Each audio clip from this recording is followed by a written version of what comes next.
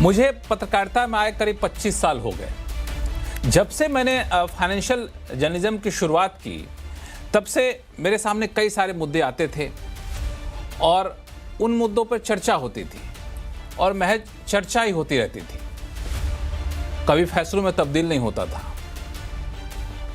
साल बदलते थे, कैलेंडर बदलता था, मुद्दे वही बने रहते थे। लेकिन पहली बार ऐसा हुआ कि 2025 में उन सारे मुद्दों पर जिन पे चर्चा हो रही थी वो मुद्दे हकीकत में बदले। उनमें से कई मुद्दों पर सरकार ने फैसला लिया और अब वो नीति का रूप ले रही है। चाहे लेबर रिफॉर्म हो, चाहे आपका टैक्स रिफॉर्म हो, चाहे डीरेगुलेशन का मामला हो। तो 2025 में सरकार ने एक बड़ी ठोस नींव तैयार कर ली है। अब चूंकि नींव काफ़ी ठोस है तो लोगों की उम्मीदें भी काफ़ी ज़्यादा यहाँ पे बन गई हैं।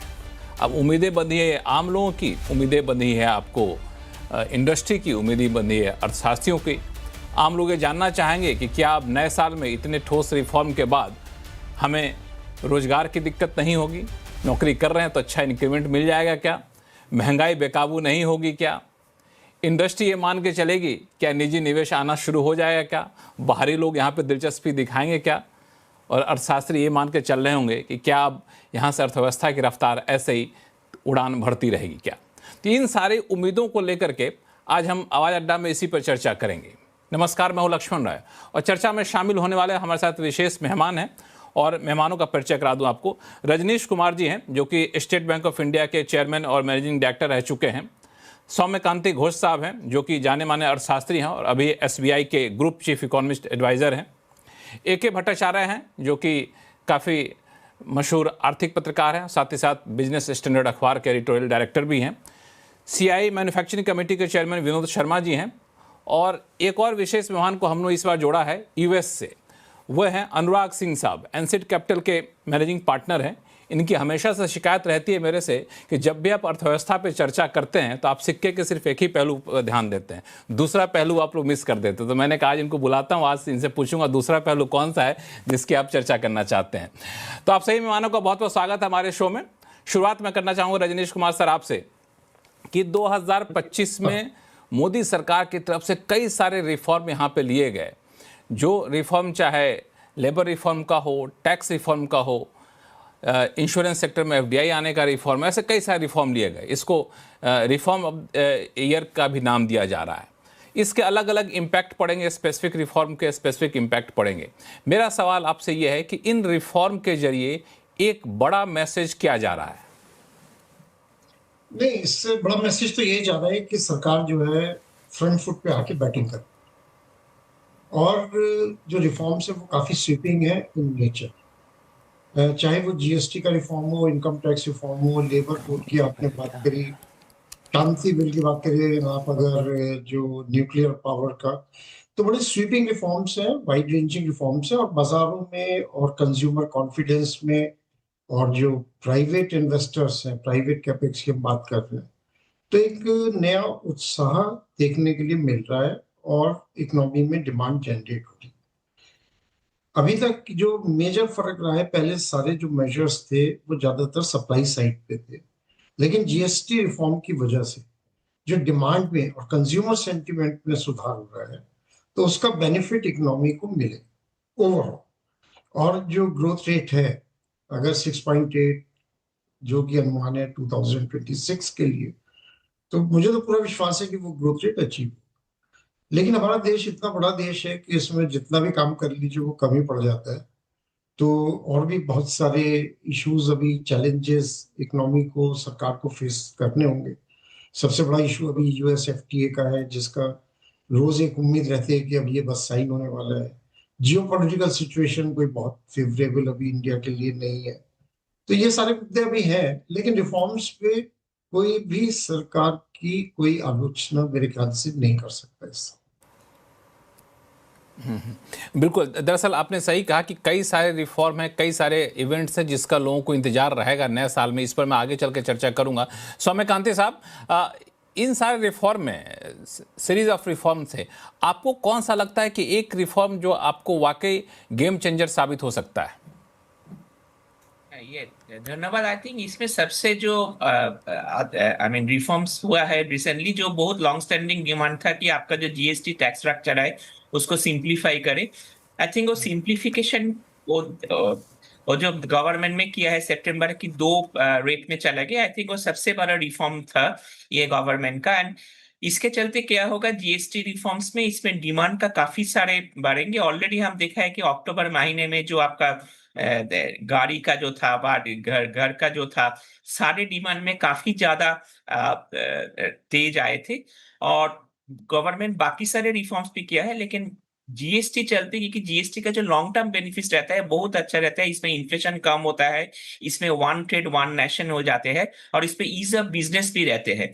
तो मुझे लगता है कि काफी सारे रिफॉर्म्स पर अगर एक भी हम चर्चा करें, जो उस पर जीएसटी सबसे बड़ा निर्णायक रिफॉर्म्स 2025 में है मेरा हिसाब से। जीएसटी सबसे बड़ा निर्णायक रिफॉर्म है यहाँ पे। AK भट्टाचार्य साहब, आपके हिसाब से सबसे बड़ा रिफॉर्म कौन सा आप किसे मानते हैं, जीएसटी को या फिर कोई और? देखिए, जो अगर अब इस 2025 को अगर आप देखेंगे तो आपको 2-3 की जो सेक्टर में रिफॉर्म्स हुई हैं। एक तो हुई है जो फिस्कल पॉलिसी की रिफॉर्म हुई है। मैं मानता हूं कि जो फिस्कल पॉलिसी और टैक्सेशन पॉलिसी की जो रिफॉर्म हुई है वो काफी बुनियादी रिफॉर्म हुई है, क्योंकि जीएसटी तो जरूर, जैसे सौम्य साहब ने कहा, जीएसटी के रेट वो रैशनलाइज करने से काफी इसमें ग्रोथ में काफी फायदा आएगा, कंजम्पशन में फायदा आएगा।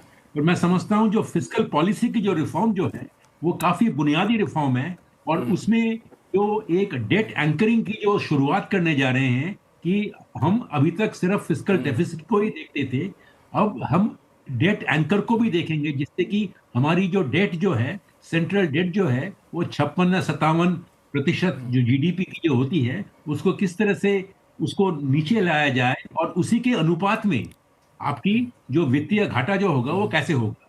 ये हुई आपकी फिस्कल पॉलिसी की रिफॉर्म। और दूसरी पॉलिसी की रिफॉर्म जो हुई है, जो आपने जिक्र नहीं की, आपने कहा भी नहीं, वो है, मैं समझता हूँ, ट्रेड पॉलिसी की रिफॉर्म। ट्रेड पॉलिसी की रिफॉर्म जो हुई है वो एक तरफ तो आप एक देख रहे हैं कि करीबन 200 के करीब क्वालिटी कंट्रोल ऑर्डर्स जो थे उनको उनका निलंबन कर दिया गया है।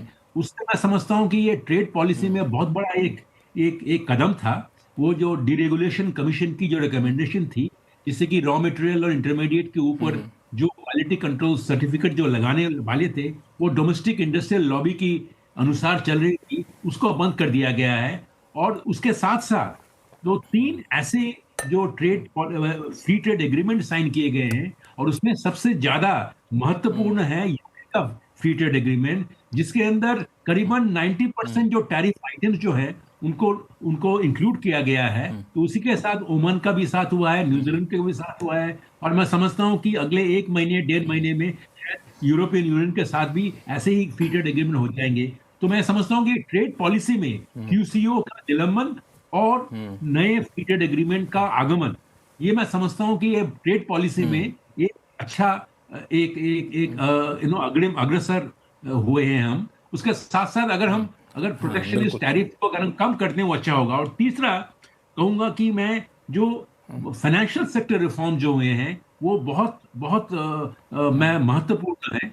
फाइनेंशियल सेक्टर रिफॉर्म में एक तरफ तो रिजर्व बैंक ऑफ इंडिया ने जो एक उनकी जो एटीट्यूड थी foreign investment in banking sector, वो मैं समझता हूं उसमें थोड़ी बहुत ढील आई है, और ये ढील मैं समझता हूं कि फॉरेन कैपिटल को भारत में आने के बहुत सहायक होगा। और दूसरी तरफ अगर सिक्योरिटीज मार्केट्स कोड को आप देखें तो इस तरह से एक बहुत पुराना एक 1985 का कानून जो था, 1992 का कानून जो था, उसको किस तरह से एक तरह से एक इंटीग्रेटेड कानून बना के हम आगे की ओर ले जा रहे हैं। तो अर्थनीति का फायदा, मुझे लगता है एक चीज जो है हाँ बिल्कुल, एक चीज़ जो है मुझे लगता है कि एक चीज़ और हम लोग शायद मिस कर रहे होंगे, विनोद शर्मा जी इसको ज़्यादा डिटेल में बताएंगे कि लेबर रिफॉर्म ये था कि मैं तो जब से आया पत्रकारिता में तब से सुने जा रहा था, पिछले कई सरकारें आई गई, लेबर रिफॉर्म पे सिर्फ चर्चा ही हुआ। अब सरकार ने उसको नोटिफाई करके कम से एक बड़ा स्टेप लिया है, भले ही जब राज्य सरकारें उसको लागू करेंगी तब असली उसका स्वरूप देखने को मिलेगा। विनोद शर्मा जी, इसको कैसे आप देख रहे हैं?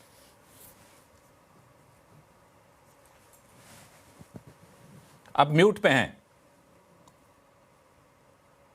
आप माफी खुद को चाहता हूँ। अनम्यूट करें। हाँ जी लक्ष्मण जी, हाँ। मेरी समझ से पिछले 1 साल में और उससे कुछ पहले शुरू हो गया था, अब ये सभी को क्लियर हो गया है कि अपने व्यापार को, एक्सपोर्ट्स को, अपनी इकोनॉमी को स्ट्रांग करना ही एकमात्र ऐसा मंत्र है जिससे हम अपने विकसित भारत की ओर मूव कर सकते हैं। और ये मैं इसलिए कह रहा हूँ, ये सुनने में सभी को लगेगा ये तो सरल सी बात है, सबको पता था, लेकिन जो एक्चुअल पॉलिसीज बनती थी कई बार हम इसी में फंसे रहते थे कि हम व्यापार को समर्थन दें ना दें, अपने एक्सपोर्ट्स को बढ़ाएं ना बढ़ाएं, डॉलर का क्या होगा, इकोनॉमी का क्या होगा। अब जाकर मुझे दिख रहा है कि एक बहुत सरल लेकिन एक क्लियर पॉलिसी नजर आ रही है कि सरकार व्यापार के साथ कंधे से कंधा मिलाकर हर तरीके से, चाहे वो इंफ्रास्ट्रक्चर है, चाहे वो पॉलिसी है, चाहे वो लेबर रिफॉर्म्स है, पिछले कुछ सालों में मैंने देखा है कि जो बजट में हम लोग जो CII से रिक्वेस्ट करते हैं सरकार को, उसमें से काफी चीजें मानी जा रही हैं। और इसी का एक फलस्वरूप मैं मानता हूं कि आज इंडस्ट्री में यह एक विश्वास की लहर दौड़ रही है, जहां की हम अपना पैसा, अपना पूरा श्रम उसमें लगाने के लिए तैयार हैं। दूसरी बात यह है कि अभी भी ये हमको सबको पता होना चाहिए कि हमारे 18% लगभग हम पॉपुलेशन के हिस्सा है दुनिया के, लेकिन हम 3% भी इकोनॉमी में नहीं है। और इसलिए हमको अभी तक जो हम काम कर रहे हैं वो केवल इस 3% डोमेस्टिक मार्केट के लिए कर रहे हैं। ज्यादातर इंडियन कंपनीज इंडियन मार्केट की तरफ काम कर रही है। अब एक बहुत बड़ा हमको ये अपने आप में विश्वास लाना है, दुनिया को विश्वास दिलाना है कि हम एक ट्रस्टेड सप्लाई चेन का हिस्सा है, जो किसी भी वजह से आपकी सप्लाई चेन में विघ्न नहीं आने देगा। हम एक चाइना का एक विकल्प है आपके लिए, और सारी टेक्नोलॉजी, R&D, इन्वेस्टमेंट के साथ हम आपको वो सब देना चाहते हैं एक जो आप एक बड़े मैन्युफैक्चरिंग हब, एक सर्विस हब से उम्मीद करते हैं। तो मेरे ख्याल से ये, जैसे आपने पूछा कि कौन सा रिफॉर्म बड़ा है, मैं कहूँगा ये सारे मिलकर शायद हम पूरी दुनिया को आज एक मैसेज दे रहे हैं कि अब हम तैयार हैं आपके एक सक्षम पार्टनर बनने के लिए। इसमें अगर हम लेबर रिफॉर्म में आते हैं, एक्चुअली लेबर रिफॉर्म में क्या हो रहा है, बहुत सिंपल है। अगर हम लेबर से कह रहे हैं कि हम आपसे इज्जत से आपको जो ड्यू है वो आपको देंगे। फॉर एग्जांपल सिंपल सी चीज है अपॉइंटमेंट लेटर। किसी को अगर आप रोजगार पे रख रहे हैं तो उसका अपॉइंटमेंट लेटर क्यों नहीं देते हम? तो वो एक रिस्पेक्ट का, एक आपसी इज्जत का वो ये पॉलिसी बन रही है। इस तारीख को हम आपको तनख्वाह देंगे, आपको सेफ रखेंगे। बदले में हम ये चाहते हैं कि भाई अगर हमारा कारोबार ही कम हो जाए तो अगर आप में से कुछ लोगों को हटाना पड़े तो वो हमारे लिए इतना मुश्किल ना हो। तो आई थिंक ये एक वेरी बिजनेस फेसिंग रिफॉर्म्स हैं ये सारे, और इसके जो रिजल्ट्स हैं वो अगले 2-3 साल में जरूर हमको आगे सफलता के रूप में दिखाई देंगे। हालांकि इन सारे रिफॉर्म का एक कह सकते हैं कि तत्काल असर ये पड़ने की उम्मीद जताई जा रही है कि जो बाहर के लोग भारत को देख रहे हैं या फिर भारत में निवेश करना चाहते हैं, उनके अंदर एक कॉन्फिडेंस आएगा कि सरकार कुछ बड़ा करने जा रही है, सरकार राजनीति से ऊपर उठ करके बोल्ड रिफॉर्म करने के लिए तैयार है। और इसकी शुरुआत, उसकी झलक हमने 2025 में दिखाई। अनुराग जी, कितना कॉन्फिडेंट इन सारे रिफॉर्म से इन्वेस्टर होगा? क्योंकि आप बाहर रहकर कई सारे इन्वेस्टर से लगातार संपर्क में रहते हैं, आपका क्या मानना है? तो लक्ष्मण जी, धन्यवाद आमंत्रित करने के लिए इस मंच पे। और देखिए, सौम्य गांधी जी, तो उनको मैं सुनता रहता हूँ, डेटा तो इनका इम्पेकेबल है, तो मार्केट के लोग तो उसको ऑब्जर्व करते हैं। उसी पर मैं 2-3 बातें ऐड करना चाहता हूँ। एंड जैसा आपने कहा था कि I will bring the other side of the argument, right. हमारे जो सारे रिफॉर्म्स हैं वो इंक्रीमेंटल रिफॉर्म्स हो रहे हैं और वो मॉनेटरी एंड फिजिकल साइड में हो रहे हैं। लेकिन एक इकोनॉमी जब आगे बढ़ती है तो उसको कुछ स्ट्रक्चरल फाउंडेशंस भी चाहिए होती हैं। और जो आई वुड अप्रिशिएट हमारा regulatory system, RBI, SEBI, IRDA, the entire regulatory setup is very well functioning. उसमें सवाल नहीं है। However, वो रेगुलेटरी सेटअप जो है वो काम करता है जो डेटा उसको फीड इन होता है, विच इज लाइक जो कार का आपका स्पीडोमीटर होता है, राइट। अगर आपका स्पीडोमीटर खराब है तो आपको समझ नहीं आएगा कि मुझे स्लो चलना है, ब्रेक लगाना है, क्या करना है। Let me point out 2-3 things जहां पे मुझे रिफॉर्म्स देखने की उम्मीद है, वहां पर रिफॉर्म्स कम हो रहे हैं। इंडिया के डेटा चैलेंजेस लक्ष्मण जी बहुत ज्यादा हैं। I would quote 3 data challenges. 1, India जैसे साइज की इकोनॉमी में आज भी एक reliable indicator of unemployment exist नहीं करता है। आप अनएम्प्लॉयमेंट की बात कीजिए, एम्प्लॉयमेंट लेवल्स की बात कीजिए, वेज लेवल्स की बात कीजिए, पूरी इकोनॉमी में कोई डिपेंडेबल रिलायबल डेटा नहीं है। I think it is high time that the government institutes something on this direction and very quickly do this, because एक इकोनॉमी जो इस साइज की हो जाती है, अगर आपको पता ही नहीं है कि क्या अनएम्प्लॉयमेंट है, तो आप डिबेट किस बात पे करेंगे और क्या सुधारेंगे आप। सेकंड, जो जीडीपी नंबर और इन्फ्लेशन नंबर ये कनेक्टेड है। इन्फ्लेशन हमारा I think 50% food and fuel को कैप्चर करता है। अब उसके रीजंस रहे होंगे, एक जमाने में पॉलिटिकल रीजंस रहे होंगे that people want to see more of that, but वो इन्फ्लेशन करेक्टली रिप्रेजेंट नहीं करता है हमारी इकोनॉमी के इन्फ्लेशन को। उसका नतीजा क्या होता है कि हमारा जीडीपी नंबर, जो कि एक बड़ा सॉलिड रिलायबल इकोनॉमी में सबसे पहला नंबर वही होता है जो देखना चाहिए लोग और इंटरनेशनल इन्वेस्टर्स देखते हैं, वो नंबर हमेशा फ्लॉड आता है। And I say flawed with some responsibility, because you can't have 8.8% nominal GDP and then say I grew 8.2% on a real basis. ये totally laughable हो जाता है लक्ष्मण जी। मतलब मैं जिम्मेदारी से कह रहा हूं, but this is not a reliable way to produce GDP numbers. And suddenly when you find that वही GDP अब इन्फ्लेशन आपको रिवर्स वे में हिट करेगा, डिफ्लेटर, तो अब फिर आप सीरीज चेंज कर देते हैं। तो आई थिंक ये थोड़ा रिलायबिलिटी इंटरनेशनल इन्वेस्टर्स के हिसाब से चाहिए, बिकॉज इससे डोमेस्टिक इन्वेस्टर्स तो देखिए खुश हो सकते हैं कि ग्रोथ 8.2% है, बट वो रियल इंडिकेटर नहीं है Lakshman ji, honestly. So I think this is where from a market perspective I would say, and I think other guest can opine on this, but मेरे ख्याल से ये 2-3 नहीं, आपने जो कि बड़ी आपने इकोनॉमी के चूंकि लिए शुरुआत चाहिए। में सौम्यकांति जी के डेटा को आप पढ़ते रहते हैं, तो मैं सौम्यकांति जी से पूछूंगा कि ये जो कंसर्न जता रहे हैं अनुराग जी, ये कितना बड़ा कंसर्न है, चूंकि आप डेटा की माइनिंग काफी ज्यादा करते रहते हैं। देखिए, इसमें मैं 2 चीज बोलना चाहता हूँ।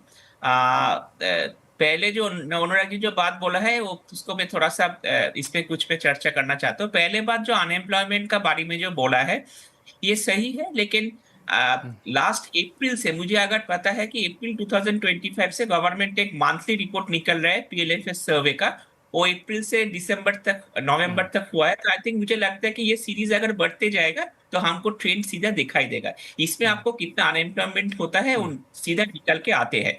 एक चीज गवर्नमेंट और कर सकते हैं, जब हम पेरोल का रिपोर्ट किया था इसके साथ उन्होंने वो सारे अनऑर्गेनाइज सेक्टर में भी जो डेटा है उसको दे सकते हैं, लेकिन ये उन्होंने अप्रैल 2025 से उन्होंने चालू किया, ये बहुत लॉन्ग स्टैंडिंग डिमांड था।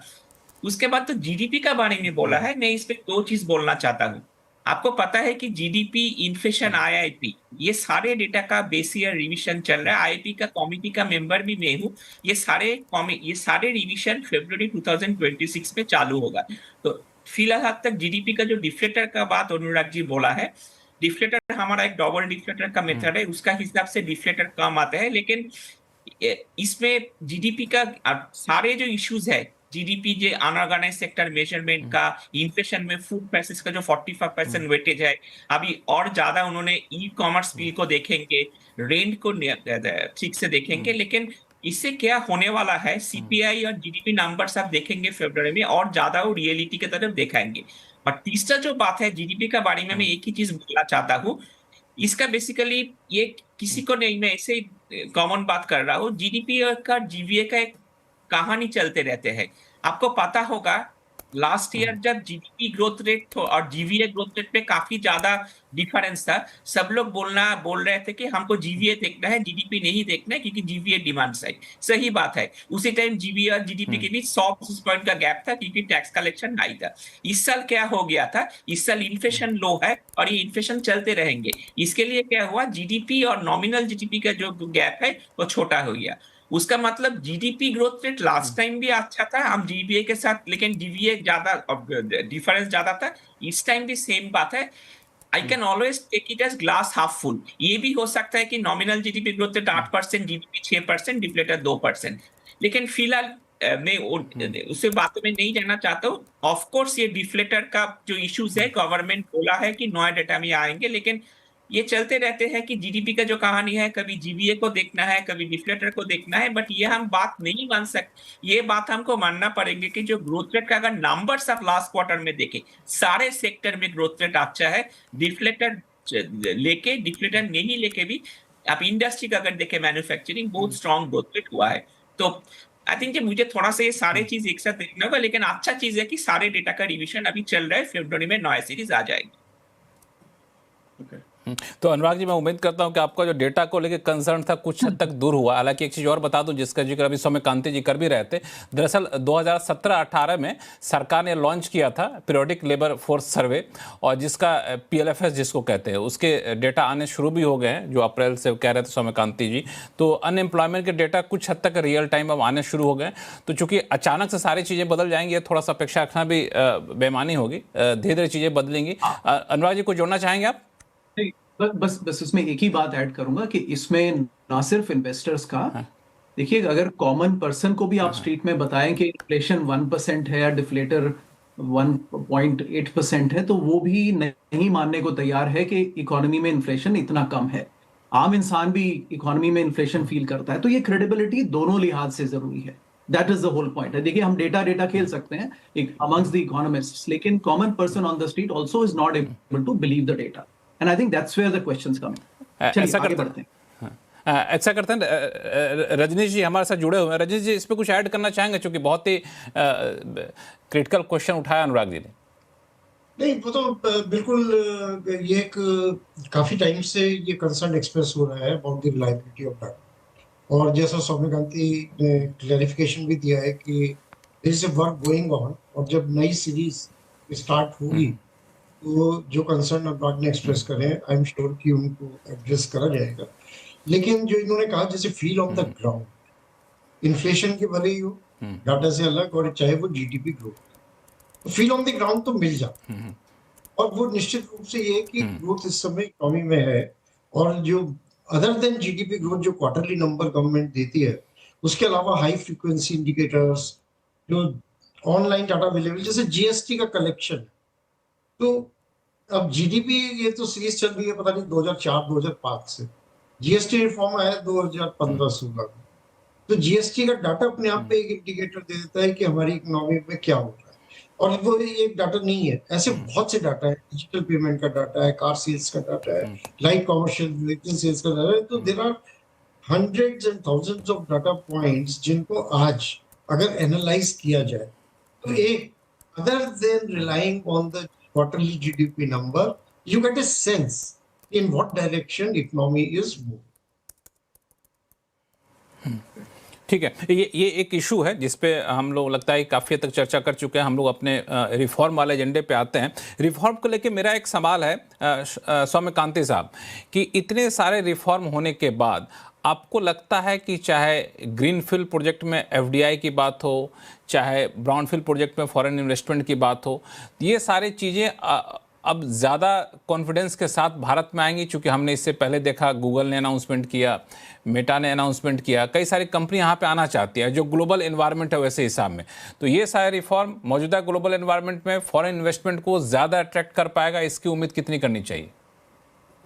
देखिए, मैं इसमें फॉरेन इन्वेस्टमेंट में एक ही बात बोलना चाहता हूँ कि इसमें एक ओरिएंटेशन शिफ्ट हो रहा है। अगर आप पहले एफडीआई कुछ सेक्टर्स में आ रहे थे, अभी न्यू वेस्ट सेक्टर्स में आ रहे हैं। न्यू वेस्ट सेक्टर्स आपको क्या है, आपने जो बोला एग्जैक्टली, डेटा सेंटर में आ रहा है, देन रिन्यूएबल्स आ रहा है, देन आपका जो हेल्थ केयर में आ रहा है। तो ये जो नया जो सेक्टर्स है, जो सनराइज सेक्टर्स है, अभी उसमें जो एक नया ट्रेंड है कि एफडीआई उसमें आना चालू हुआ। तो इसके लिए इसका जो सुफल मिलता है, इसमें थोड़ा सा टाइम लगता है। इसके लिए अगर आप बार बार देखेंगे कि एक क्वेश्चन आता है कि हमारा कैपेसिटी यूटिलाइजेशन रेट 75% से ऊपर बहुत दिन से है, लेकिन प्राइवेट इन्वेस्टमेंट उसी हद तक क्यों नहीं हो रहा है? इसका एक ही आंसर है कि अगर प्राइवेट इन्वेस्टमेंट दूसरा तरफ इंडस्ट्री में शिफ्ट हो रहा है, स्ट्रक्चरल ओरिएंटेशन हो रहा है, उस पर ग्राउंड रियलिटी शिफ्ट होने में थोड़ा सा टाइम लगता है। और बाकी जो इंपॉर्टेंट, एक बहुत बड़ा इंपॉर्टेंट चीज है कि नेट इन्वेस्टमेंट, जो नेट एफडीआई, अगर ग्रॉस एफडीआई इन्वेस्टमेंट देखे, नेट एफडीआई इन्वेस्टमेंट देखे, दोनों में ट्रेड में थोड़ा सा डिफरेंस है। ग्रॉस एफडीआई इन्वेस्टमेंट तो आते हैं, लेकिन इंडियंस जो कॉर्पोरेट्स है वो बाहर भी इन्वेस्टमेंट करते हैं, बिकॉज आप यो कॉन्फिडेंट है, उसका बैलेंस शीट स्ट्रॉन्ग है। तो ये सारे चीज एक साथ आपको देखना पड़ेंगे। लेकिन अभी फिलहाल मुझे लगता है कि ये गवर्नमेंट ने काफी सारे हैंड होल्डिंग किया है। आज ही डिफेंस ने उन्होंने कुछ अनाउंस किया है। Defence, renewable sector, energy, health, all this sectors जो है नया सेक्टर्स है, इसमें आपको काफी अच्छा उम्मीद है अगले दिन में इन्वेस्टमेंट लाने का। इसी बात को आगे बढ़ाऊंगा। विनोद शर्मा जी, जैसा कि अभी सौम्यकांति जी आप कह भी रहे थे कि हमेशा एक कंसर्न उठता है कि प्राइवेट इन्वेस्टमेंट क्यों नहीं आ रहा है, प्राइवेट इन्वेस्टमेंट क्यों नहीं आ रहा है। तो आमतौर पर हम लोग ये मान के चलते हैं, जो आप ही लोगों जैसे लोगों से बातचीत होती है, कि लगातार 3-4 क्वार्टर तक जब तक कैपेसिटी यूटिलाइजेशन 80% प्लस नहीं होता है, तब तक कोई अपना प्लांट एक्सपेंशन नहीं करना चाहता है।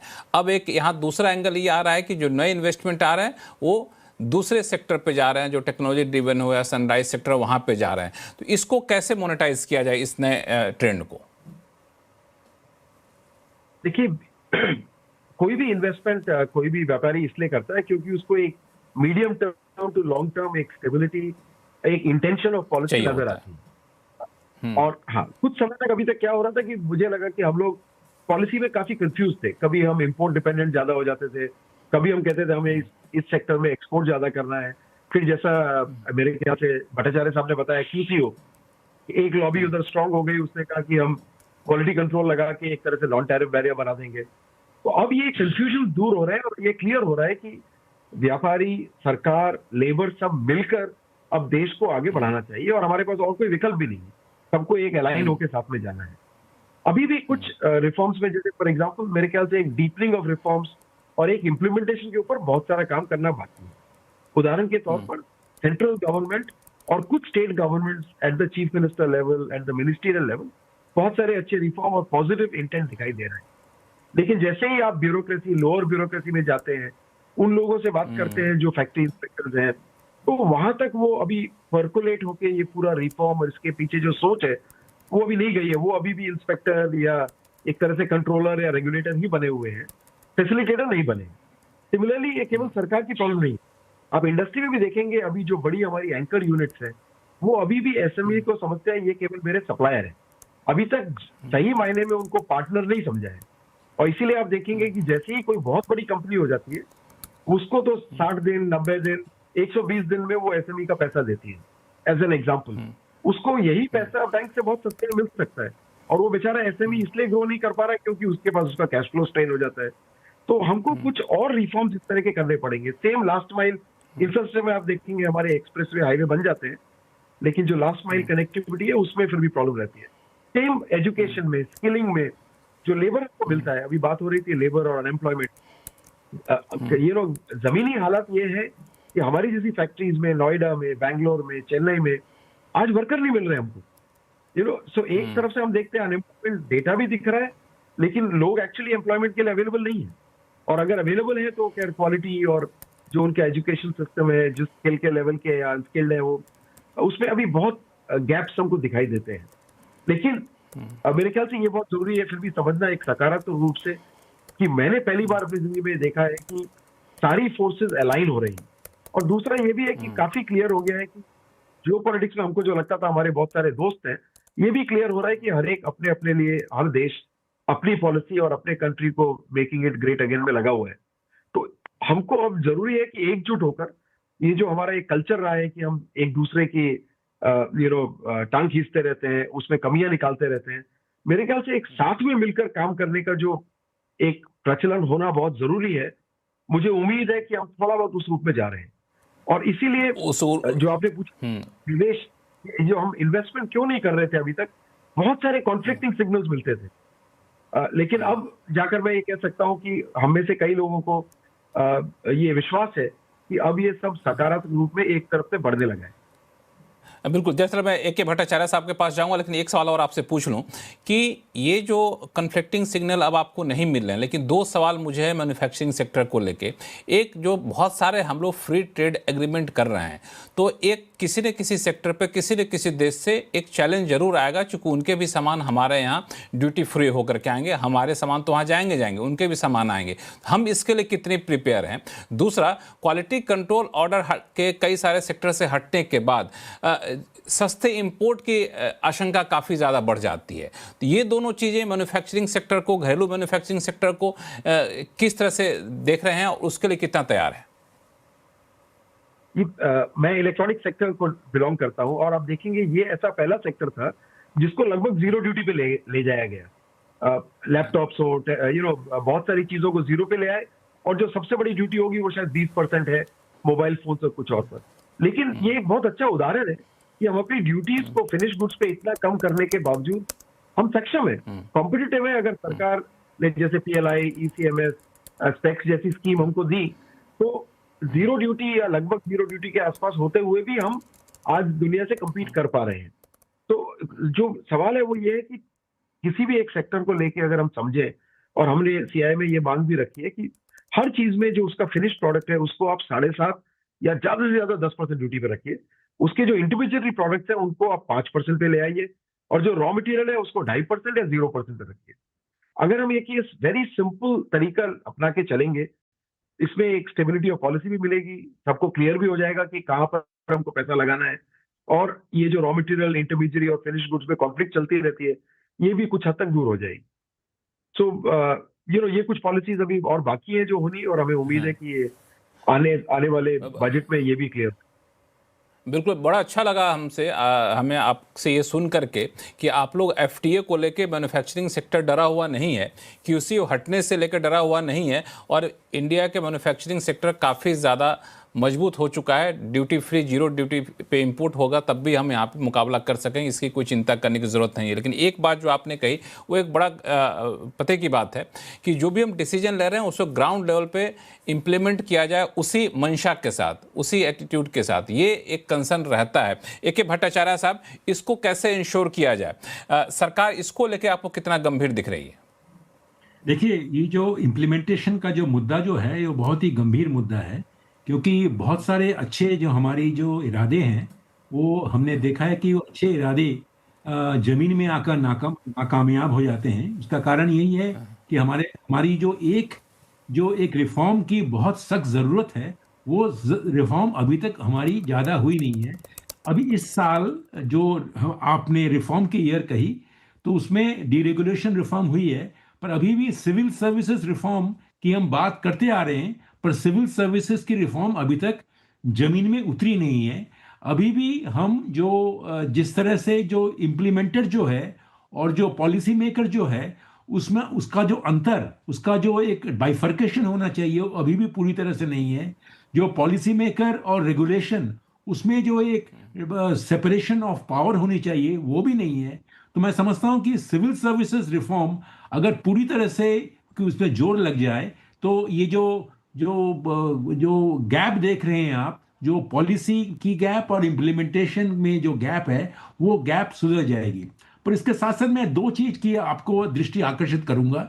एक तो है कि जो हमारी जो फॉरेन इन्वेस्टमेंट की जो स्ट्रक्चर बदल रही है, जो ओरिएंटेशन बदल रहा है, शिफ्ट इन फोकस, ये बहुत ही एक इंपॉर्टेंट इंडिकेशन है, और ये एक मौका भी है और ये एक बहुत बड़ी चुनौती भी है। क्योंकि अगर मान लीजिए, हमने अभी देखा है पिछले कई महीनों में करीबन $70 बिलियन की इन्वेस्टमेंट डेटा सेंटर में आई है। ये मैं समझता हूं कि ये बहुत बड़ा मौका है हमारे लिए, पर इसके साथ साथ चुनौती भी आती है कि हमारी एनर्जी पॉलिसी किस तरह से ये डेटा सेंटर सेटिंग अप में इसकी पूरी तरह से इसको मीट करे डिमांड को। जो हमारी वाटर इकोनॉमी है उसको हम किस तरह से ले जाएं। तो फॉरेन इन्वेस्टमेंट की अगर शिफ्ट इन फोकस हो रहा है, वो अच्छी बात है, वो मौका भी है, पर उसके साथ साथ चुनौती भी है। और दूसरी बात मैं ये कहूंगा कि अगर आप देख रहे हैं कि FDI में जो नेट FDI कम हो रहा है, क्योंकि भारतीय जो एंटरप्रेन्योर वो बाहर जा रहा है, उसका भी कारण हमें अच्छी तरह से ढूंढना है। वो किस कारण वो बाहर जा रहा है, वो किस कारण हमारे भारत की अर्थनीति के इतनी बड़ी बाजार में अपना इन्वेस्टमेंट नहीं कर रहा है। ये भी एक बहुत बड़ी सोचने की बात है, और इसमें हमें अच्छी तरह से छानबीन करनी चाहिए। अनुराग जी, क्यों भाई साहब, क्यों जा रहे हैं लोग बाहर? आप भी तो बाहर ही बैठे हुए। देखिए, ये तो बड़े बड़े लोगों से पूछिए बाहर क्यों जा रहे हैं। हम तो फिर भी अपने आप को छोटा गिनते हैं, और छोटे हैं भी, तो हम तो उनको फॉलो करते हैं। देखिए लक्ष्मण जी, कुछ बुनियादी सुधारों की जरूरत है। देखिए, मेरा काम तो हमेशा वो सब चीजें लाना है जो कि, और वो बाहर बैठ के थोड़ा आसान भी हो जाता है, ये कहें। देखिए नहीं नहीं, आप एजुकेशन, यहाँ बैठ रियल के भी हम एजुकेशन, चैनल भारत में देखा जाता है, भारत के लोग भी देखते हैं और हम भी भारत में रहते हैं, तो ये मत कहे कि बाहर बैठ के आसान आसान होता है। यहाँ भी कह के आप जो सही चीजें हैं उसको हम लोग सामने लाते हैं। हाँ, हाँ। नहीं, और आप हमेशा बुलाते भी हैं, मैं तो हमेशा एक एक थोड़ा सा क्रिटिक पर्सपेक्टिव रखता हूँ, लेकिन कंस्ट्रक्टिव रहता है।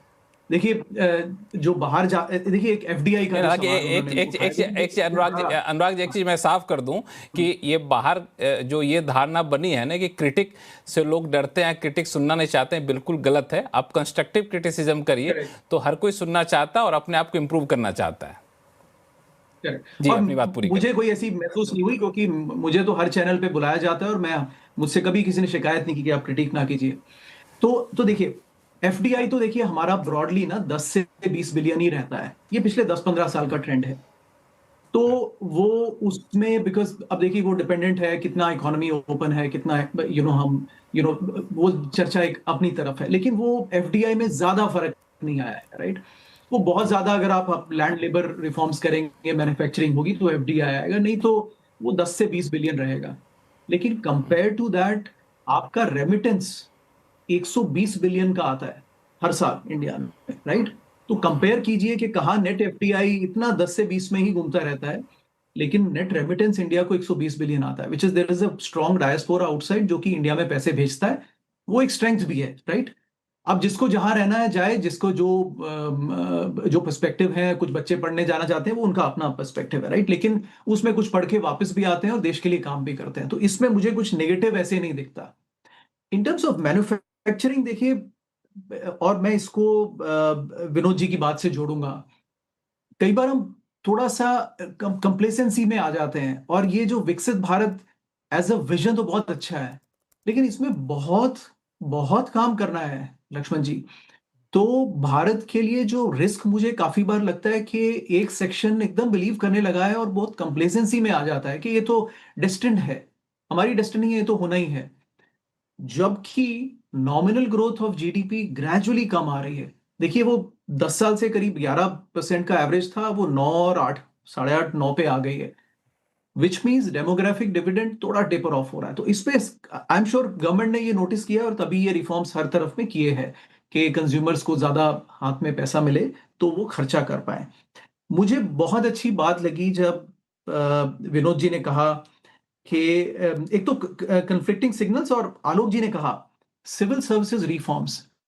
तो जो फाउंडेशंस की मैं जो बात कर रहा था, देखिए सरकार को 11वां 12वां साल चल रहा है, लेकिन जो कुछ स्ट्रक्चरल रिफॉर्म्स हैं जो मैं देखना चाहता हूं, वो है आपके police reforms and administrative reforms. ये बैकबोन है, और इनको अगर आप नहीं सुधारेंगे तो टिंकरिंग ऊपर लेवल पे आप थोड़े फिजिकल मॉनेटरी रिफॉर्म्स देते रहेंगे, लेकिन जिन स्ट्रक्चरल कंडीशंस में काम करना होता है बिजनेसेस को, वो आज भी मुश्किल है, बहुत मुश्किल है। इंडियन एंटरप्रेन्योर को जो डिफिकल्टी सामना करना पड़ता है वो इंटरनेशनल एंटरप्रेन्योर्स को नहीं करना पड़ता, और उसमें कॉम्पिटेंस में लॉस होता है हमारा। अब इन साधारण सी बात देख लीजिए कि हम सब्सिडाइज करेंगे इलेक्ट्रिसिटी पे डोमेस्टिक कंज्यूमर को, लेकिन इंडियन इंडस्ट्रियल कंज्यूमर वो प्राइस दे रहा है जो अमेरिकन इंडस्ट्रियल कंज्यूमर इलेक्ट्रिसिटी के प्राइसेस नहीं दे रहा है, तो इसमें फर्क आता है। फाइनली लक्ष्मण जी, ये सब निर्णय, हाँ सब कुछ, एक बात और ऐड कर दूं फिर आप बढ़ाइएगा बात। अब जब हम 4-5 देशों में घूमते हैं, हम ये रियलाइज करते हैं कि एक कुछ कंट्री में कुछ फाउंडेशंस पहले आती हैं, फिर ग्रोथ बढ़ती है। तो जुडिशियल रिफॉर्म्स जब तक हम नहीं करेंगे, देखिए ability to enforce the contract, मैं कॉन्ट्रैक्ट तो साइन कर लूं, लेकिन दुनिया भर में कॉन्ट्रैक्ट साइन करने का मायने क्या है अगर मैं उसको एनफोर्स ही ना कर सकूं। आई थिंक इसको हमने टोटली इग्नोर किया, और आई थिंक उसके बिना कोई भी इकोनॉमी इस साइज से आगे बढ़ना डिफिकल्ट होता है। हालांकि जुडिशरी रिफॉर्म की जो बात आपने कही उसमें भी काफ़ी काम की शुरुआत हुई है, बहुत सारे डिजिटाइज चीज़ें की जा रही हैं, रिफॉर्म की बात की जा रही है, ब्यूरोक्रेसी रिफॉर्म भी, चूँकि चीज़ें ऐसी है ना कि मतलब एक साथ सारा रिफॉर्म करेंगे तो हौच पौच जैसी स्थिति बन जाएगी, तो वो भी एक ध्यान रखना पड़ता है, धीरे धीरे करें ताकि अचानक झटका ना आए, और कई बार एक्सपीरियंस भी करना पड़ता है इसमें। लेकिन 2 बातें जो आपने की उस पर मैं आगे शो को ले जाऊँगा।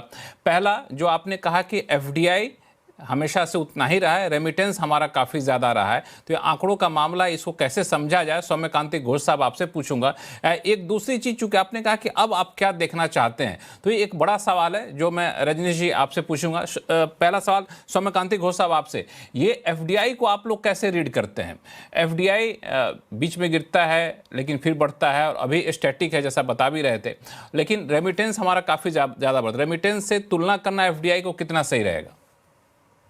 आई थिंक दोनों चीज, एफडीआई अलग चीज है, एनआरआई अलग चीज है। एफडीआई का ऑब्जेक्टिव है अलग, एनआरआई का ऑब्जेक्टिव है कोई हार्ड टर्म देश बाहर जो गया है पैसा भेजना। इसमें आपको कुछ कुछ इकोनॉमी है, फॉर एग्जाम्पल केरला, उसमें काफी ज्यादा सपोर्ट होता है। तो दोनों का ऑब्जेक्टिव अलग है। दोनों नंबर्स अगर हम एब्सोल्यूट नंबर में देखें, हो सकता है उस पर डिफरेंस है, लेकिन नेट एफडीआई जो मैं आपको बोला, इसमें डेटा सेंटर भी है, सेमीकंडक्टर्स भी है, ईवी है, ये सारे सेक्टर्स में जो आपको इन्वेस्टमेंट होगा। आप अभी कुछ दिन पहले ही देखा, यूएस इकोनॉमी में ग्रोथ रेट 4% हुआ, सिर्फ टेक्नोलॉजिकल बूम, आर्टिफिशियल इंटेलिजेंस पे इन्वेस्टमेंट के लिए। तो मुझे लगता है कि एफडीआई का जो ऑब्जेक्टिव है अलग है, एनआरआई का जो ऑब्जेक्टिव अलग है, लेकिन ये दोनों बात ही देखते शो करते हैं कि इंडिया में कॉन्फिडेंस सबका अटूट है। और अगर आप मुझे पूछे कि और क्या रिफॉर्म्स चाहिए, वो बात में मैं एक ही चीज जोड़ना चाहता हूँ सबके साथ, वो बाद में अगर टाइम होगा तो हम बोल सकते हैं। एक सेक्टर में जो रिफॉर्म्स में देखना चाहता हूँ, देख नहीं पा रहा हूँ, वो बहुत सेंसिटिव है, वो है एग्रीकल्चरल सेक्टर। उसमें हमने कोशिश किया था वो, और दूसरा सेक्टर जो गवर्नमेंट ऑलरेडी कुछ कर रहा है वो है हेल्थ केयर सेक्टर। तो आई थिंक ये सारे थोड़ा सा सेंसिटिव सेक्टर्स है, पॉलिटिकली सेंसिटिव है, ये कंज्यूमर्स को इम्पैक्ट भी करते हैं, सबको, फार्मर्स को इम्पैक्ट करते हैं। पता नहीं इसको कैसे आगे ले जाना है, लेकिन ये जरूरत है कि हम इसी सेक्टर्स में भी रिफॉर्म्स को आगे ले जाए। हालांकि एक दो ऐसे ट्रेडिशनल सेक्टर और हैं जहां पे सरकार आगे बढ़ना चाहती है, ये लेकिन पॉलिटिकल काफ़ी रिस्क होता है, तो शायद वहां पे सरकार विचार नहीं करती। रजनीश कुमार सर, आपके हिसाब से अगर अब यहां से आगे बढ़ना हो, तो चूंकि उम्मीदें काफ़ी ज़्यादा बंद हो गई है इतने बोल्ड रिफॉर्म लेने के बाद, आपके हिसाब से कहाँ पे स्कोप है, और 2026 में आप किस सेक्टर में सबसे ज़्यादा रिफॉर्म देखने की उम्मीद लगाए बैठे हैं? आई कैन ओनली से कि सौम्यकांति घोष ने मेरे जो मन की बात है वो खुद उन्होंने कह दिया। एग्रीकल्चर प्रोडक्टिविटी बढ़ाने की कंट्री में बहुत जरूरत है। अभी ये एक ऐसा सेक्टर है जिसमें हमारा जो प्रोडक्टिविटी है एग्रीकल्चर की, बाकी सब जो विकसित देश है उनसे बहुत कम। तो ये एक ऐसा सेक्टर है जिसमें गवर्नमेंट एग्रीकल्चर में टेक्नोलॉजी अब काफी आ गई, और एग्रीटेक की जो ग्रोथ है उसमें भी जैसे पीएलआई के थ्रू मैन्युफैक्चरिंग को एनकरेज किया गवर्नमेंट। तो एग्रीटेक सेक्टर को कैसे आगे बढ़ावा दिया जाए, वो एक हमारी जीडीपी में काफी बेसिस पॉइंट ऐड कर सकती है अगर एग्रीकल्चर प्रोडक्टिविटी बढ़ती है। दूसरा बात जो उन्होंने कहा वक्ताओं ने, अबाउट द ब्यूरोक्रेटिक रिफॉर्म्स, ये बात सही है कि जो पॉलिसी बनती है और जो विजन एक सरकार के लेवल पे, सेंट्रल गवर्नमेंट के लेवल पे है, लेकिन जो आम नागरिक है उसकी लाइफ जो इम्पैक्ट होती है वो स्टेट गवर्नमेंट और डिस्ट्रिक्ट एडमिनिस्ट्रेशन या सिविल एडमिनिस्ट्रेशन कैसा काम करता है उसमें बहुत निर्भर। तो आपको लगता है कि भाई जब आप बाहर जाते हैं, यहाँ से हम लोग भी जाते हैं, आप भी जाते हैं, तो बाहर के जो देश हैं वो विकसित नजर आते हैं। हो सकता है कि पर कैपिटा इनकम में अब आप अगर परचेजिंग पावर पैरिटी पे लिया जाए तो आप उतना पीछे नहीं, लेकिन आपको फिर भी लगता है कि आप एक विकसित देश में नहीं रहे। और उसका एक बहुत बड़ा कारण है कि जो मूलभूत सुविधाएं हैं, मतलब आप, मैं तो गुड़गांव में रहता हूँ, गुड़गांव का एग्जाम्पल दे सकता हूँ कि हाईएस्ट रेट्स है प्रॉपर्टी के, लेकिन जब उसके इंफ्रास्ट्रक्चर को कंपेयर करते हैं तो फिर लगता है कि बहुत ही पीछे है। तो ये एक ऐसी कंडीशंस कैसे क्रिएट किया जाए कि जो आम नागरिक है उसको लगे कि भाई मैं एक अच्छी जगह पे रह रहा हूँ, in terms of cleanliness, in terms of good infrastructure. और एक और जो बहुत ही महत्वपूर्ण बात कही गई वो थी जो एनर्जी सेक्टर है उसमें अभी भी बहुत डिस्टॉर्शन, प्राइसिंग, और इंडस्ट्री को इतनी हाई रेट पे अगर इलेक्ट्रिसिटी मिलेगी तो मैन्युफैक्चरिंग सेक्टर की जो प्रोडक्टिविटी है उसको आप कुछ भी कर लीजिए, लेकिन बहुत से सेक्टर्स ऐसे हैं जिसमें एनर्जी कंजम्पशन हाई है, और अगर हम डाटा सेंटर्स की बात करें तो वहां तो और बहुत ज्यादा हाई है, तो वो प्रोडक्टिविटी को इम्पैक्ट करता है। तो ऐसे बहुत से क्षेत्र हैं, अगर उसमें काम करके और कम से कम मेरे अनुमान के हिसाब से 50 to 100 बेसिस पॉइंट की जो है एडिशन जीडीपी में करा जा सकता है। हालांकि एनर्जी सेक्टर को लेकर जो अभी न्यूक्लियर एनर्जी में जो रिफॉर्म किया गया प्राइवेट सेक्टर इन्वेस्टमेंट को लेकर, मुझे लगता है वो प्राइस को काफ़ी हद तक कम करने में कामयाब होगा, जब हालांकि इसमें थोड़ा सा टाइम लगेगा। दो चीज़ें और हैं, एक है जो ट्रेडिशनल रिफॉर्म जिसकी बात सौम्यकांति साहब ने की, एग्रीकल्चर रिफॉर्म की बात हुई, ऐसे कई और रिफॉर्म है जैसे लैंड रिफॉर्म की बात है। और दूसरा जो हर कोई जानना चाहता, हर किसी के जहन से जुड़ा हुआ है एम्प्लॉयमेंट। चूंकि अगर आप देखें तो अभी देश की 26% आबादी जो है 10 साल से लेकर उनकी उम्र 24 साल के बीच की है, तो वो एक बड़ी आबादी है जो कभी कभार ऐसा मौका आता है किसी देश के पास होता है। इसको कैसे यूटिलाइज किया जाए सकारात्मक तरीके से, एक बड़ा चैलेंज होगा। इस दोनों पे आप लोगों की राय लूंगा। छोटे से ब्रेक के बाद कहीं जाइएगा नहीं। के बाद आपका फिर से आपका स्वागत है। हम लोग चर्चा कर रहे हैं 2025 में जो सारे रिफॉर्म किए गए उसके असर क्या देखने को मिलेंगे और इस रिफॉर्म की जमीन पर 2026 से क्या उम्मीदें करनी चाहिए, वहाँ पे क्या चुनौतियाँ हैं। और इस चर्चा हमारे साथ विशेष मेहमान जुड़े हुए हैं। मैं ए.के. भट्टाचार्य साहब आपके पास आऊँ। मैं जो रिफॉर्म की बात ब्रेक पे जाने से पहले मेहमानों ने की, खासतौर से सौम्यकांति जी ने की, एग्रीकल्चर रिफॉर्म को लेकर रजनीश कुमार सर ने भी उसको सपोर्ट किया, उस रिफॉर्म की ज़रूरत है। आपके हिसाब से ऐसे कौन कौन से ट्रेडिशनल रिफॉर्म हैं जो करने की ज़रूरत है और आपको लगता है कि सरकार अभी के हालात में ये जोखिम ले सकेगी, क्योंकि ऐसे ट्रेडिशनल रिफॉर्म में राजनीतिक जोखिम काफ़ी ज़्यादा होता है? देखिए, जो एग्रीकल्चर रिफॉर्म की बात की, मैं उससे पूरी तरह से सहमत हूँ कि एग्रीकल्चर रिफॉर्म को हमें पूरी तरह से जो 3 कानून जो थे, जो 2020 में जो प्रोटेस्ट के लिए उनको वापस लेना पड़ा, मैं समझता हूँ कि किस तरह से हम इसको फिर से वापस ला सकें, उसके बारे में चिंता, चर्चा, आलोचना होनी चाहिए। उसी तरह से मैं कहूँगा कि जो जमीन के जो लैंड रिफॉर्म्स हैं उनको भी बात करना चाहिए।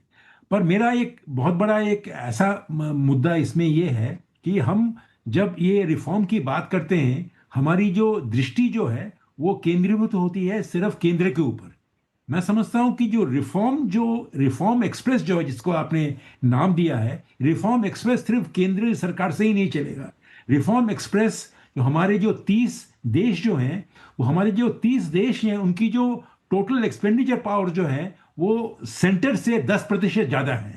पर तब भी मैं समझता हूं कि रिफॉर्म एक्सप्रेस के जो स्टेट को क्या ज़रूर करना है उसके बारे में हम ज़्यादा चिंता, चर्चा, आलोचना नहीं करते। मैं समझता हूं ये हमारी रिफॉर्म डिबेट की, डिस्कशन की एक बहुत बड़ी कमी है। मैं समझता हूं कि अगर हमें एग्रीकल्चर की रिफॉर्म लानी है, एग्रीकल्चर स्टेट सेक्टर की सब्जेक्ट भी है, लैंड स्टेट सेक्टर की भी है, हम किस तरह से ये रिफॉर्म का जो मुद्दा हम स्टेट की ओर ले जा सकें, ये मैं समझता हूं कि बहुत बड़ा एक इम्पॉर्टेंट इशू बनेगा। दूसरी बात ये होगी कि जो एमएसएमई सेक्टर जो है हमारे देश में, इसी वक्त असंगठित जो मजदूर जो हैं वो करीबन 90% हैं ना। ये हमें ये घटाना चाहिए, क्योंकि असंगठित मजदूर का जो इकोनॉमी में जो फायदा होता है, डिमांड, कंजम्पशन, वो बहुत ही कम होता है। और गिग इकोनॉमी के जो वृद्धि से ये और एक समस्या आई है,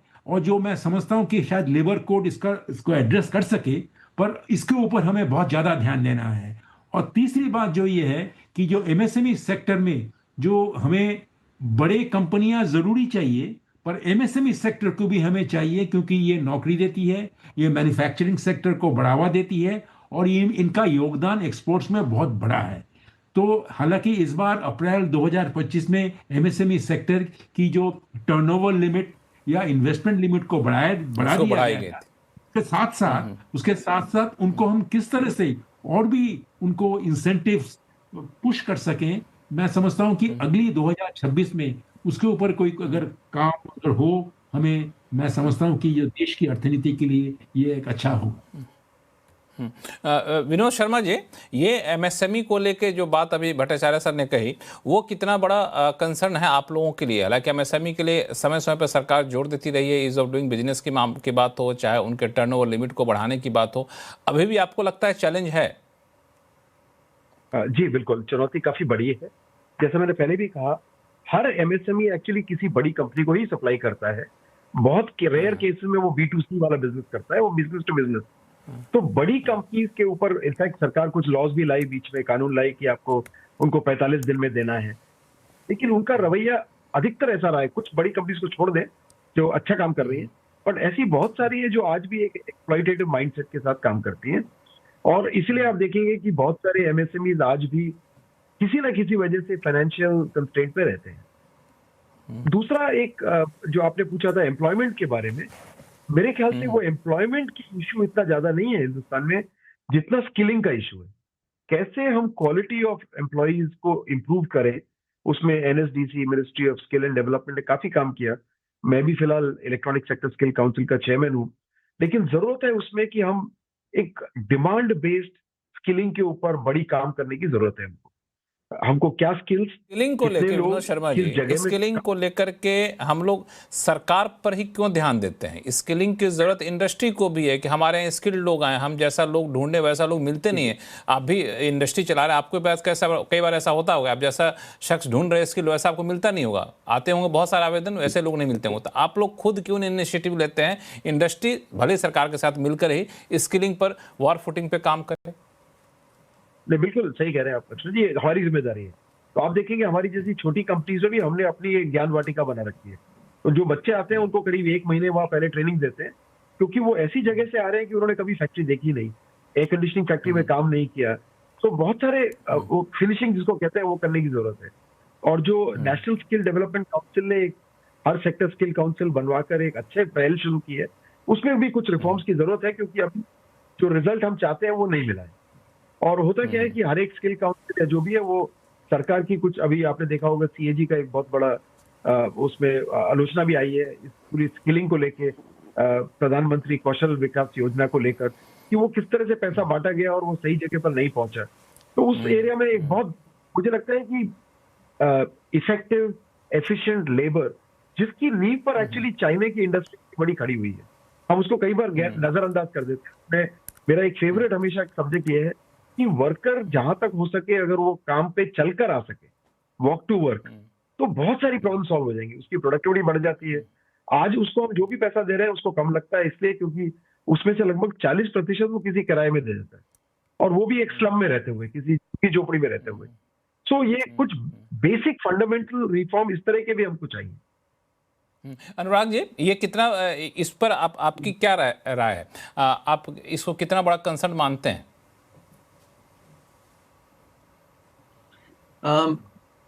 लक्ष्मण जी एक बार क्लैरिफाई करेंगे, किसको कंसर्न मानते हैं? स्किल्ड लोगों का नहीं मिलना, हमारे पास मैन पावर काफी है, इस समझ गया। हाँ, नहीं, मैं इसको कंसर्न नहीं मानता। मैंने जब रेवोल्यूशन चल रहा था जी कैपिटल सर्विसेज का इंडिया में, कॉल सेंटर दिनों में, मुझे ध्यान है कि हम इतने बल्क स्केल पे लोग हायर करते थे कि ऑलमोस्ट कंपनी के सामने हमारा एक जोक चलता था इंटरनल के trespassers will be hired, you know, के क्योंकि जब कंपनी में डिमांड होती है, देखिए, तो वो गधे को भी बाप बना लेते हैं, वो ट्रेन कर देते हैं उसको। ये स्किल सप्लाई डिमांड, ये कहना बड़ा आसान है, ये it is just a major के अनएम्प्लॉयड इतने हैं कि कंपनी से कि यार हमें राइट स्किल्स नहीं मिल रही है। ये सिर्फ वो है क्योंकि आपके पास चॉइस ही इतनी है कि एक नौकरी के पीछे अगर 100 लोग भागेंगे तो आपको नेचुरली लोगों में स्किल दिखेगी नहीं, आपको खोटी दिखेगा। This is a balance of demand and supply. जैसा विनोद जी ने कहा कि एक तो exploitative mindset of the large companies, और भट्टाचार्य जी ने कहा कि 90% of the economy is unorganised. ये हमें रियलाइज करना है, अगर 90% अनऑर्गेनाइज्ड है, देखिए, तो फिर एक्सप्लॉयटेटिव माइंडसेट भी होगा, वो सब एक साइकिल है। लक्ष्मण जी, मैं ज्यादा बातें नहीं, मैं सिर्फ एक आम आदमी की तरह से बात करना चाहता हूँ, और एकदम humble person with Indian mindset, उस तरह से मैं अगर एक बात रख के जा सकूं, क्योंकि हम मेरे ख्याल से लास्ट राउंड में पहुंच गए हैं। देखिए, हम तो मार्केट्स के लोग हैं, हमें सिर्फ डेटा देखना होता है और हमें एक्सपेक्टेशंस अलाइन करनी होती है। हमारे पैसे जहां बनते हैं हमें उस हिसाब से डालने होते हैं, निकालने होते हैं। हमारे यहाँ एक टर्म होती है, मैं हमेशा यूज करता हूँ, कि मार्केट्स कभी रॉन्ग नहीं होते, आपकी एक्सपेक्टेशंस रॉन्ग और राइट होती है। कई बार आप ओवर ऑप्टिमिस्टिक हो जाते हैं, कई बार पेसिमिस्टिक। एक्सपेक्टेशंस को आप रियलिज्म के साथ चलाइए। एग्री रिफॉर्म्स इंडिया में एक 50% लोगों का एंगेजमेंट भी है। आई डोंट थिंक उसमें रिफॉर्म्स रियलिटी में होने वाले हैं, वो प्रैग्मेटिक नहीं है। मैं उस पर एक्सपेक्टेशन नहीं रखता, मेरी लिमिटेड एक्सपेक्टेशन है। देखिए, which is from a common person perspective. मैं रजनी जी की बात को आगे बढ़ा रहा हूँ। उन्होंने कहा कि हम बड़ी इकोनॉमी हो गए लेकिन हम डेवलप्ड दिखते नहीं है। मेरा पहली बार इंडिया से बाहर जाना हुआ 2004 में, मैं सिंगापुर गया कोई काम के सिलसिले में। मेरी आंखें खुल गई कि ऐसे भी शहर होते हैं, ऐसे एयरपोर्ट्स होते हैं, इस तरह का ट्रांसपोर्ट होता है। पहला एक्सपोजर था मेरा। लेकिन मैं जब वापस आया, दिल्ली एयरपोर्ट में लैंड किया, तो वो लगता है कि अरे अब आप इंडिया में आ गए, राइट। मैंने अपने आप को समझाया कि नहीं नहीं, हम 15-20 साल बाद हालांकि जब मैं अब इंडिया में चीजें लैंड काफी करूंगा, 2004 से लेकर के अब चीजें काफी बदल गई हैं, हाँ। क्योंकि समय कम, वही। इसलिए मैं आपको बीच में रोक रहा हूं। मैं समय कम इसलिए बीच में रोका। आखिरी सवाल सौम्यकांति घोष साहब आपसे संक्षिप्त में, कि जिस मिशन की बात प्रधानमंत्री बार बार करते हैं, 2047 तक विकसित भारत के मिशन के साथ काम करना है, आपको कितना सबसे बड़ा स्टेप यहाँ पे क्या उठाने की जरूरत आपको लगती है यहाँ से अब आगे चल करके, क्योंकि शो हम समाप्त करने वाले हैं? मैं आपसे 1 मिनट लूंगा। आई थिंक एक बहुत अहम बात मैं बोलना चाहता हूँ जो भट्टाचार्य जी ने बोला है। आई थिंक सबसे इम्पोर्टेंट है कि अगर विकसित भारत बने, हमको हमारा अर्बन इंफ्रास्ट्रक्चर में भी काफी स्ट्रेंथन करना है। क्योंकि एक छोटा सा डेटा मैं आपको देना चाहता हूँ। सेंट्रल गवर्नमेंट का टैक्स टू जीडीपी रेशियो है 12%, स्टेट्स का 7%, और अर्बन और रूरल बॉडीज दोनों को मिला के है 0.4%। जब तक ये सब चीज हम सही नहीं करेंगे, अर्बन इंफ्रास्ट्रक्चर डेवलप नहीं होगा।